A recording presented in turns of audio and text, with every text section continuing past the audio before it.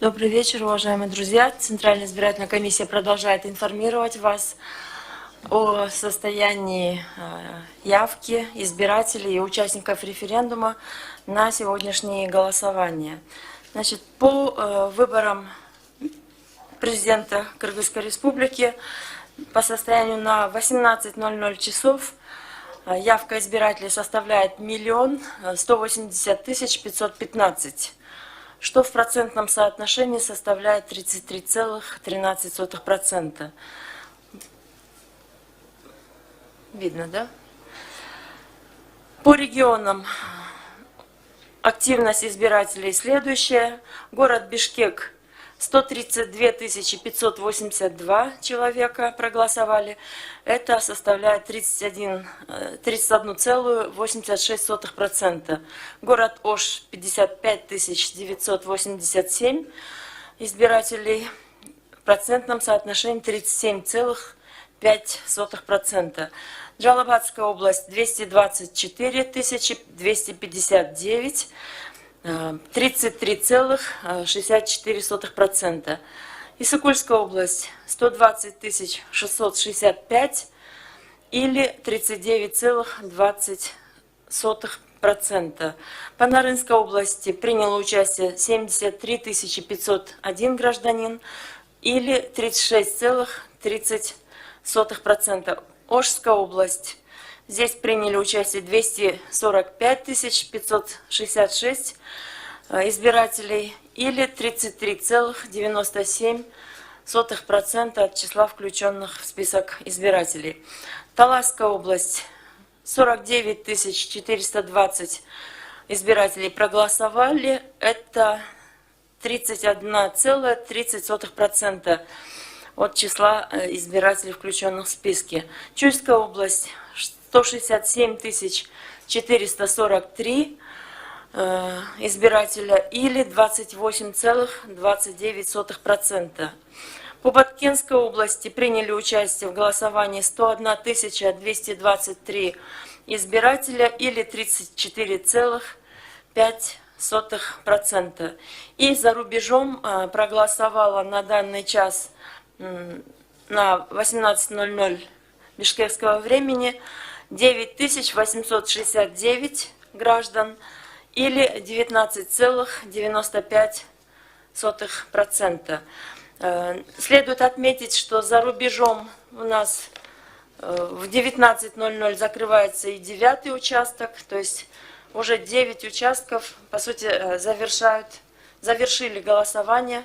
Сейчас в 7 часов закроется участок в Куала-Лумпуре. Нет, в Красноярске. И в Новосибирске. 11 участков, простите. Вот. Но голосование за рубежом продлится до 7 утра завтрашнего дня. Это у нас Вашингтон. Значит, по референдуму участие избирателей имеет следующие показатели по состоянию на 18:00. В целом по республике 1 178 656 граждан или 33,8%.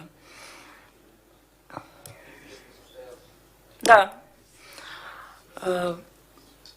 По Бишкеку проголосовало 131 035 граждан или 31,49%.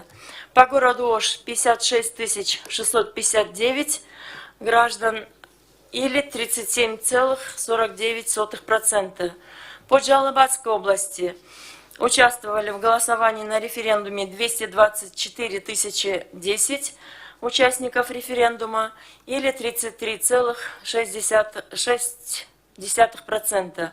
По Иссыкульской области 120 319 приняли участие в голосовании или 39,9%. По Нарынской области 73 478 или 36,29%.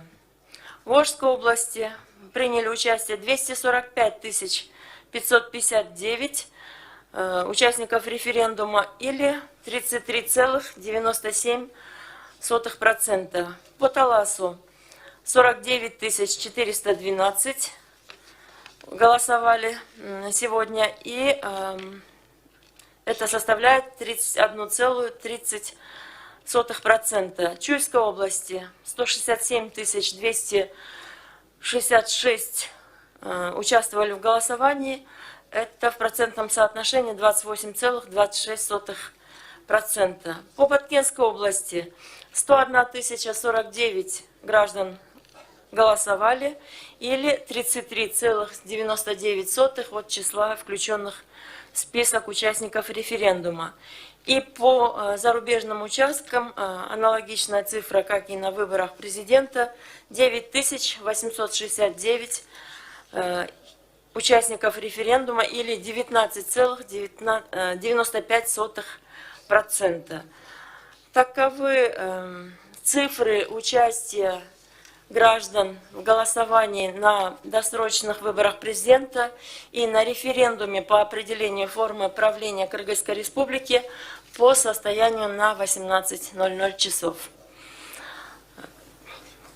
Если есть вопросы, прошу вас. Здравствуйте еще раз. Скажите, пожалуйста, во-первых, у меня два вопроса. Первый уточняющий: можно ли считать референдум уже состоявшимся? Явка же превысила 30%. И второй вопрос: все-таки уже можно давать оценку, то, что явка низкая на этих выборах. С чем бы вы это связали? Поскольку у нас достоверная система подсчета числа участников голосования и далее, вот после 8 часов подсчета итогов голосования, то я просто скажу, что это реальная явка избирателей. И это главное.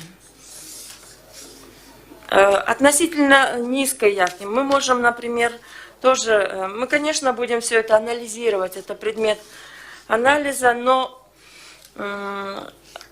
референдум, например, 2016 года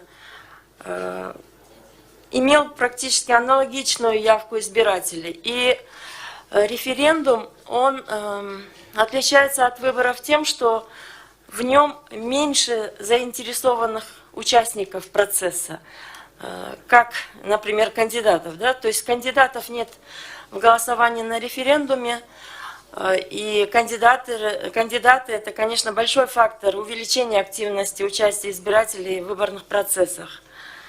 Поэтому надо, я просто могу привести цифры по референдуму 2016 года. Тогда в списке избирателей было включено 2 816 000 избирателей. Участвовало 1 190 000 избирателей.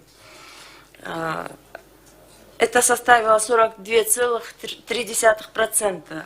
И если смотреть по времени, на 17:00 часов явка составляла ровно 30%.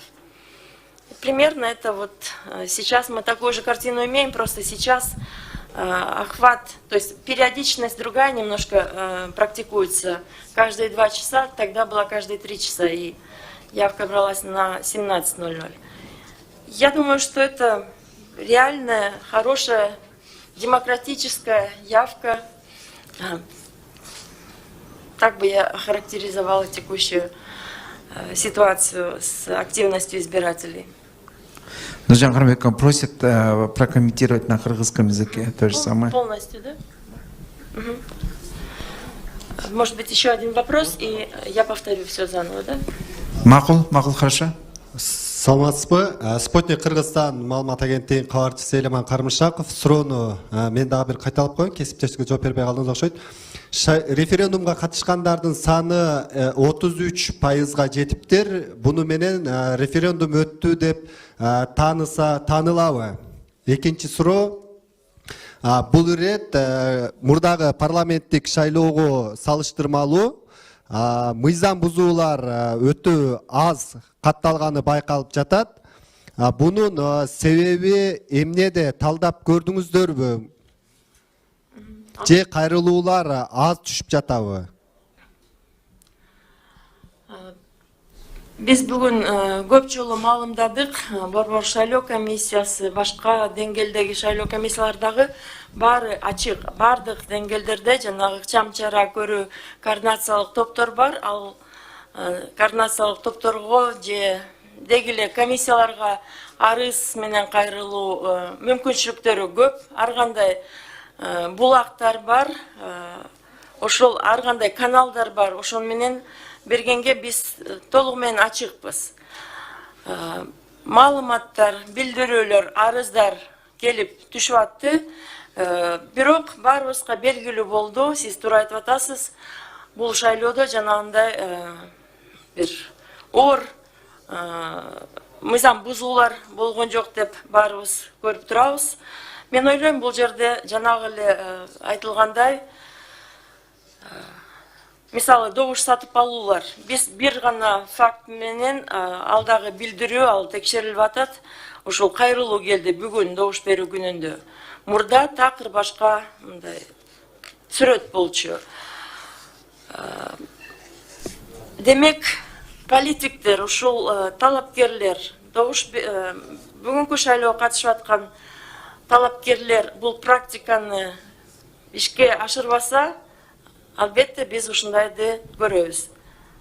Мне кажется, здесь простой ответ. Мы видим, что со стороны кандидатов не предпринимаются такие методы получения голосов избирателей через подкуп. Мы видим, что в отношении административного ресурса тоже была заявлена воля со стороны правительства, руководства правительства республиканского штаба. И мы видим, что она не только заявлена, но и на практике она реализована. И, соответственно, это все имеет свои результаты в виде значительного снижения влияния этих явлений на выборный процесс, на формирование воли избирателей. Референдум боюнча. Референдум өттү деп таанылдыбы? Референдум өттү деп таанууга биз бардык жыйынтыктарды күтүп, анан жыйынтыкташ керекпиз да. Бирок биз көрүп атабыз, референдумда жанагы талап бар. 30%дан ошол тизмелерге киргизилген референдумдун катышуучулардын 30%нан көбү катышса добуш берүүгө, референдум өттү деп таанылат деп. Бирок бул ошол референдумдун жыйынтыктарын толук жыйынтыктаганда бул чечим чыгарылат. Дагы бир суроо кошумчалай кетсек, шайлоого катышкандардын саны аз болуп жатканы байкалууда. Анан буга ушул дагы бир себеп катары номер 2 форма 2-нин жоюлушу бирден бир себеп болду деп атаса болобу? Талдап көрдүңүздөрбү? Себеби Бишкек шаарында көпчүлүгүнүн туруктуу каттоого турган эмес. Ошолор алыскы аймактарга барып добуш бере албай калды да.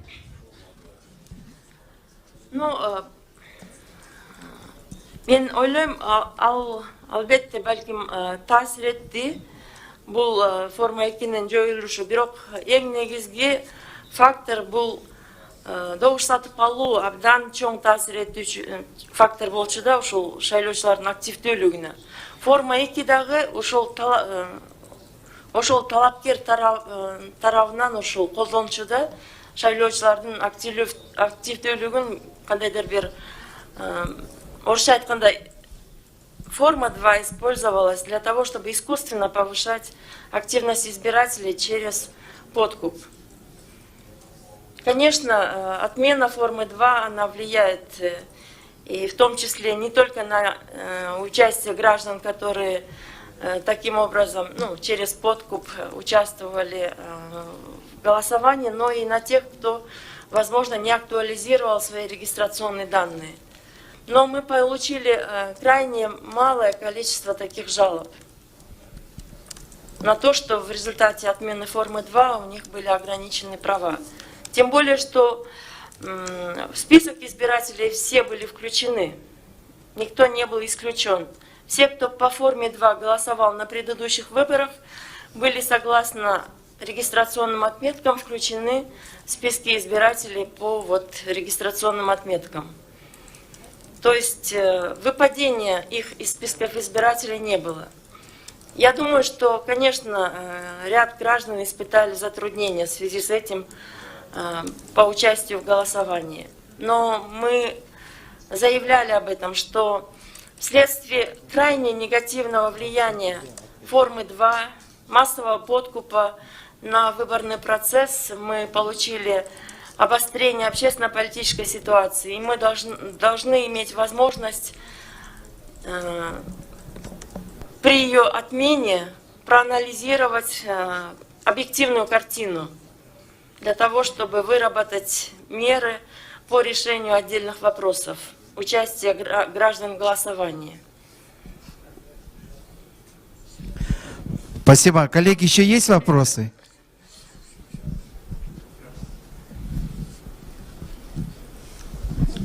Урматтуу Нуржан Карманбековна, рахмат кел маалыматтар берип атканыңызга.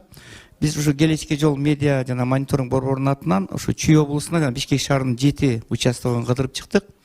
Ошондо бир 2 же 3 гана талапкердин байкоочуларын көрө алдык да. Тилекке каршы 14-15 ушу кандидат талапкерлер байкоочуларын кое албай атат биз барган участоктордо. Ушул боюнча силердин группалар анализ кылды белем, эмне үчүн мындай болуп атат? Байкоочулар болсо, алар баягы кетирилген кемчиликтерди, нарушениелерди карап, ушундай бир жакшы тактайт эле, акты түзүп, силер ушуну анализ кылдыңыздар беле ушул боюнча? Эмне үчүн байкоочулардын саны аз деп? Жок, 14-15 талапкер кое албай атат практически. Биз Нарынга да чыктык, Көлгө да чыктык, аякта бир эле талапкердик экен. Ушундай бир анализ кылдыңыздарбы? Аз кое алган жок да, биз алган маалыматтар боюнча. 7 участок кыдырып көрүп келдик өзүбүз. Ооба, биз көрүп атабыз, ушул талапкерлердин тарабынан байкоочулардын саны азыраак болуп атат. Бирок коомдук байкоочулар бар, активдүү катышып атышат. Эл аралык байкоочулар да пандемияга карабастан 333 эл аралык байкоочу келди. Бирок талапкерлердин байкоочуларын мен ойлойм биз дагы анализдейбиз. Анан бул суроо мен ойлойм талапкерлерге тийиштүү көбүрөөк. Балким биз ар бир шайлоодон кийин ошол шайлоодогу болгон окуялар, жыйынтыктар боюнча дайыма коомдук талкуу жүргүзүп жүрөбүз. Ошол диалогдо бул маселени дагы коюп талкуулап көрөлү. Хорошо. Мен ойлойм баары бир эң негизги ушул добуш сатып алуулар жок болгондуктан ошол талапкерлер тарабынан ушул ситуацияны биз көрүп атабыз, байкап атабыз. Рахмат, Нуржан Карманбековна. Сиз дагы жыйынтыктоочу маалыматтарды бересиз бүгүн. Урматтуу кесиптештер, анда Нуржан. Мен дагы эскертип кетет элем, хотела бы напомнить, что те, кто желает наблюдать за работой сервера, могут наблюдать в нашем здании. Мы вывели камеры с внутреннего помещения сервера на экран, и можно будет наблюдать за ходом поступления итогов голосования. Ну, в той же мере, в том же формате, кроме только показа сервера, итоги будут отражаться и на экране здесь, в информационном центре, и на любом вашем девайсе, поскольку итоги голосования сразу отображаются на наших открытых информационных ресурсах. Спасибо за внимание. Спасибо.